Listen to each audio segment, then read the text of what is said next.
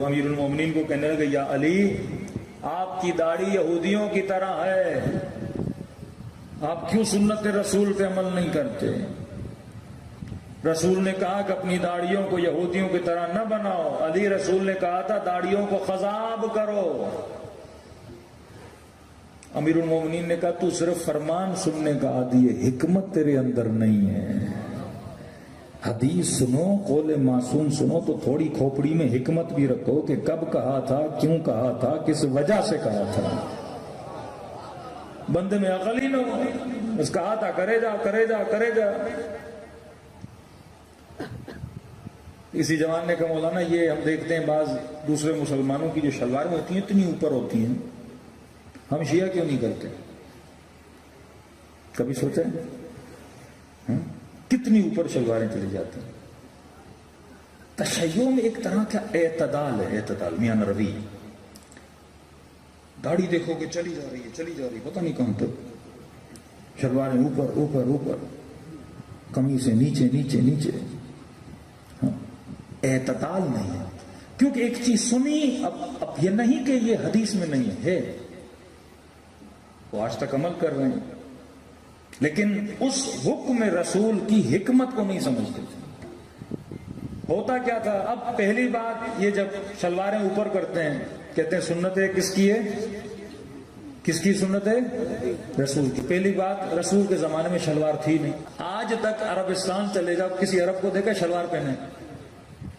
وہ دھوتی پہنتے ہیں، ہاں یہ چھوٹی دھوتی ہوتی ہے، ایک بڑی دھوتی ہوتی ہے، شلوار تو ہے ہی نہیں۔ تو یہ بولنا کہ رسول کی سنت زمانے میں شلوار تھی نہیں تو رسول کی سنت کیسے ہوئی؟ پہلی بات۔ دوسری بات، حکم کیا تھا؟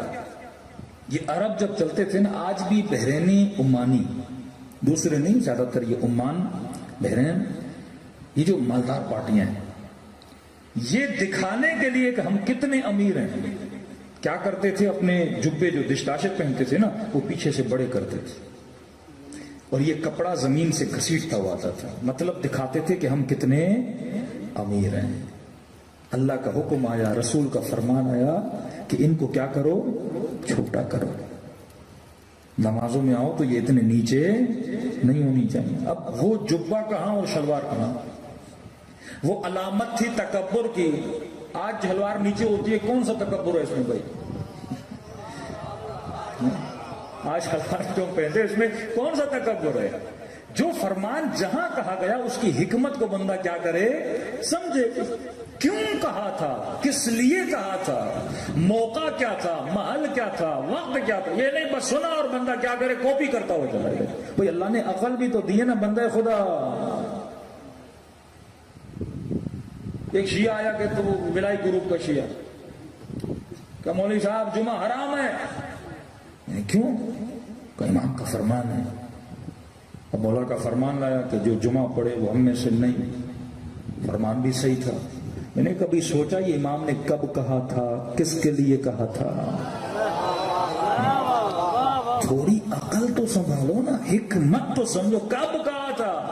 میں نے کہا یہ بنو عباس کا زمانہ تھا کہ امام نے کہا جو بنو عباس کے مولویوں کے پیچھے جمعہ پڑھنے جائے گا اس کا تعلق جعفر صادق سے نہیں ہے۔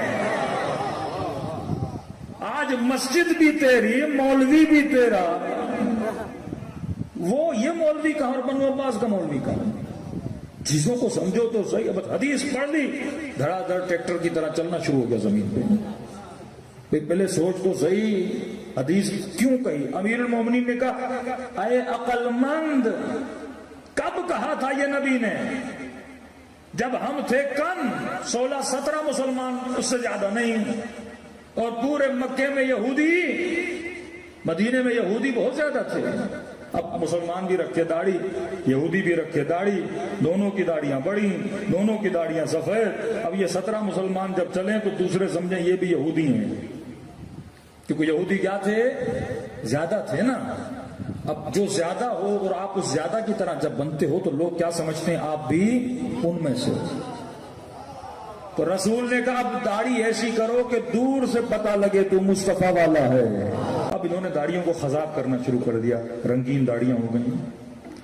اب 100 میں ایک داڑھی بھی رنگ والی ہو نا، دور سے بندہ دکھتا ہے یہ کوئی اور ہے۔